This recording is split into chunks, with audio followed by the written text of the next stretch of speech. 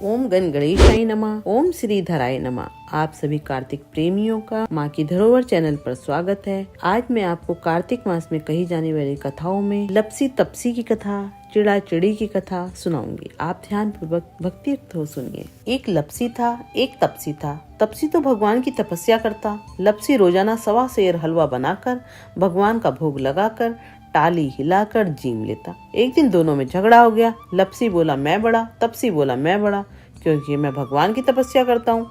नारद जी बोले कि तुम्हारा फैसला मैं करूँगा। दूसरे दिन तपसी नहाकर आने लगा तो नारद जी ने 1.25 करोड़ का मुंदड़ा तपसी के आगे गिरा दिया। उसने आँख खोलकर देखा तो मुंदड़ा पड़ा है। उसने उठाकर पैर के नीचे दबा लिया और तपस्या करने लगा। उधर लपसी 1.25 सेर का हलवा बनाकर भगवान के भोग लगाकर टाली हिलाकर जीम लिया। इतने में नारद जी आए, दोनों को अपने पास बिठाया। दोनों पूछने लगे कि कौन बड़ा है। नारद जी ने तपसी से कहा कि अपना पाँव हटा। पाँव हटाते ही मुंदड़ा निकला। तब नारद जी बोले कि मुंदड़ा चुराने से तेरी तपस्या भंग हो गई, इसलिए लपसी बड़ा है। तपसी कहने लगा कि मुझे मेरी तपस्या का फल कैसे मिलेगा।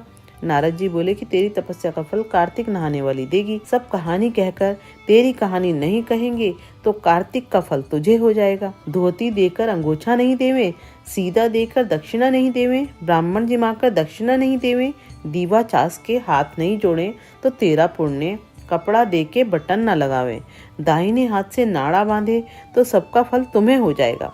इतना कहकर नारद जी चले गए। अब है चिड़ा चिड़ी की कहानी। एक बुढ़िया कार्तिक का व्रत करती थी तो उसको भगवान कृष्ण खिचड़ी का कटोरा रख जाते और बुढ़िया व्रत खोल लेती। पड़ोस ने देखकर जलती कि इसका कोई नहीं, फिर भी खिचड़ी इसको खाने के लिए मिल जाती है। एक दिन बुढ़िया कार्तिक नहाने गंगा जी गई थी। भगवान आए और खिचड़ी का बेला मकान में रख गए। पड़ोसन ने खिचड़ी का बेला उठाकर मकान के पिछवाड़े में फेंक दिया। बुढ़िया आई तो खिचड़ी का बेला देखा तो उसको कहीं नहीं मिला। वह भूखी रही और कहने लगी, कहाँ गई मेरी खिचड़ी, कहाँ गया मेरा बेला। पिछवाड़े में उस खिचड़ी के 2 फूल बनकर उग गए। एक दिन राजा शिकार खेलने गए तो बुढ़िया के घर के बाहर से जा रहे थे तो उनको वह फूल दिखाई दिए। राजा फूल तोड़ कर ले गए। रानी ने फूल देखकर सूंघे तो रानी को गर्व रह गया। राजा रानी के कोई संतान नहीं थी। फूल सूंघने से रानी के 2 लड़के पैदा हो गए। वह लड़के बड़े होने लगे पर बच्चे किसी से भी बोलते नहीं थे। दोनों लड़के शिकार खेलने जाते तो रास्ते में बुढ़िया मिलती। बुढ़िया कहती, कहाँ गई मेरी खिचड़ी, कहाँ गया मेरा बेला। लड़के कहते, हम ही तेरी खिचड़ी, हम ही तेरा बेला। जब भी लड़के शिकार खेलने जाते बुढ़िया कहती तो लड़के वही जवाब देते। राजा को पता चला। राजा ने बुढ़िया को बुलाया और कहा कि हमसे तो वे बोलते नहीं हैं, तुझसे कैसे बोलते हैं। बुढ़िया ने कहा कि मुझे इस बात का नहीं मालूम, लेकिन मैं कार्तिक का व्रत करती तो कृष्ण भगवान मुझे खिचड़ी दे जाते। तो एक दिन मुझे खिचड़ी नहीं मिली, तब मैं कहने लगी, कहाँ गई मेरी खिचड़ी, कहाँ गया मेरा बेला। तब लड़के बोले कि तुम्हारी पड़ोसन ने खिचड़ी फेंक दी थी तो उसके फूल बन गए, राजा तोड़ कर ले गए, उससे हम लड़के हो गए, हमें तो भगवान ने बुढ़िया के लिए भेजा है। तब राजा ने बुढ़िया को अपने महल में ही रख लिया। नगर बसेरे की कथा। एक जाट का था, एक भाट का था। दोनों दोस्त थे। जाट का चला बहन के, भाट का चला सासरे। रास्ते में कुएं की पाल पर दोनों बैठ गए। जाट का बोला, नगर बसेरा कर लें। भाट का बोला कि मैं तो सासरे जा रहा हूँ, खूब खातिर होगी, सो तू कर। जाट का कुएं की पाल पर बैठकर पानी की घंटी और चावल का दाना लेकर नगर बसेरा करने लगा और बोला, नगर बसेरा जो करे सोमल धोवे पाँव, ताता माणा तापसी देगी मेरी माँ, माना देगी माओसी, देगी द्वार का वास, मीठा मीठा घास, वृंदावन का वास, 5 कुल्ठी 6ठी रास, जिवड़ो श्री कृष्ण के पास, डालू पानी हो जाएगी, झट से निकल जाए मेरा जी। वह कर करा के चल पड़ा। जाट के की बहन ने बूरा चावल जिमाकर खूब बातचीत की। भाट का पहुंचा तो सासरे में आग लगी पाई। बुझाते बुझाते हाथ भी काला, मुंह भी काला, रोटी न पानी।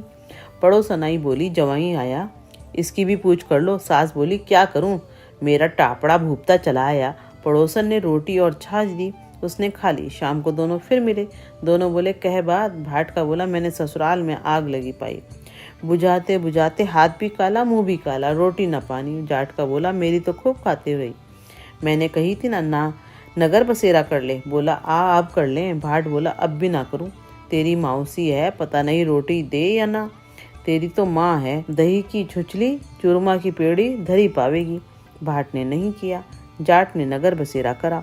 नगर बसेरा जो करे सोमल धोवे पाओ, ताता माणा तापसी देगी मेरी माँ, माँ देना माऊसी देगा द्वारका वासी, मीठा मीठा घास वृंदावन का वास, 5 कुल्ठी छठी रास मेरो जिबड़ो श्री कृष्ण के पास, डालू पानी हो जाए घी झट से निकल जाए मेरा जी।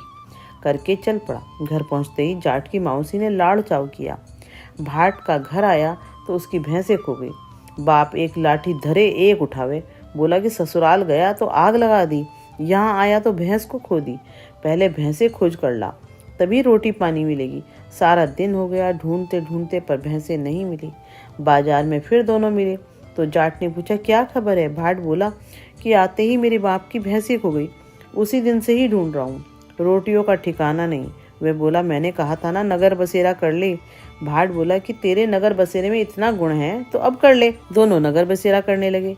नगर बसेरा जो करे सोमल धोवे पाँव, ताता माणा तापसी देगी मेरी माँ, माँ देना माऊसी द्वारका का नाथ, मीठा मीठा घास वृंदावन का वास, 5 कुल्ठी छठी रास मेरो जिबड़ो श्री कृष्ण के पास, डालू पानी हो जाए घी झट से निकल जाए मेरा जी। उन्होंने नगर बसेरा कर लिया। तो आगे चला तो रास्ते में भैंस मिल गई, लेकर घर गया। माँ बोली लड़के को आते ही निकाल दिया, सारा दिन हो गया भूखा मरता, उसको खूब अच्छी तरह जिमाया। उन्होंने सारी नगरी में ढिंडोरा पिटवा दिया कि सब कोई कार्तिक में पीहर सासरे में आते जाते नगर बसेरा करे।